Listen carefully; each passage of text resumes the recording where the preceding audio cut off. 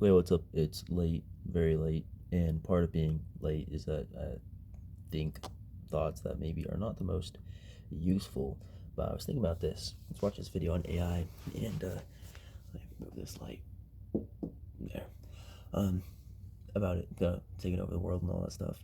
But it got me thinking a little bit about like consciousness and training models and realizing how similar it is to learning things as a person, like tuning a neural network.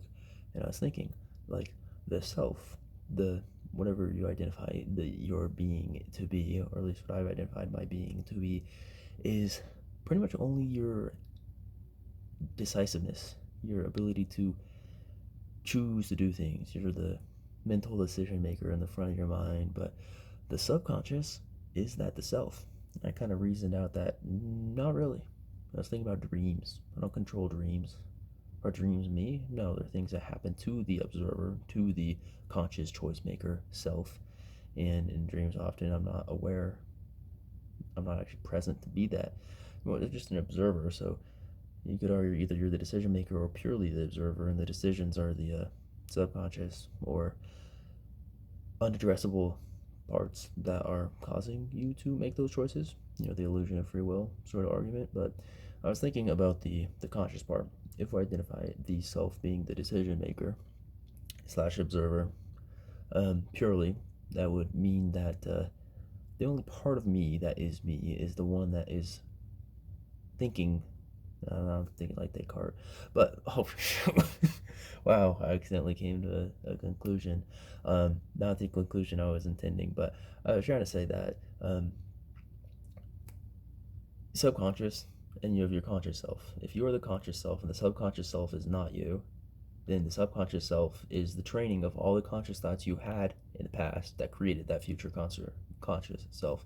So I was thinking about I'm learning Russian right now, and it's weird when after like a few days you go back to something to relearn it and you're like, oh, I know all of this. Like I don't have to think about it. I just know all of this.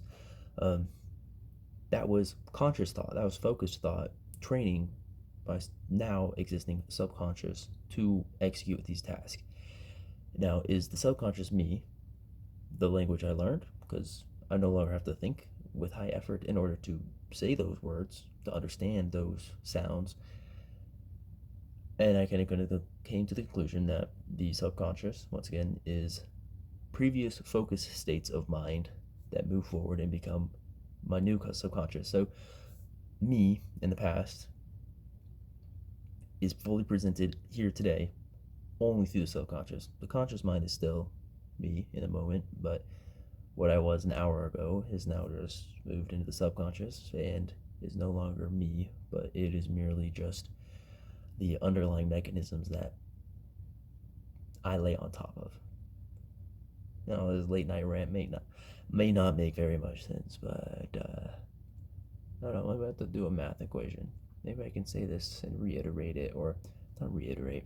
I think I need to dumb it down. It's funny that you can dumb something down and it makes more sense, and more information actually gets across. There might even be more information in the dumbed down version. Throwing out big words. Untied words, I think, is the actual problem. Big words are okay if they make sense and they're relevant and they actually convey the idea I'm trying to get across. But when I can't find the big word I'm looking for, or any word for that matter, can't find what I'm looking for, then I am not optimizing the words I'm choosing. Alright, that's it tonight. Goodbye.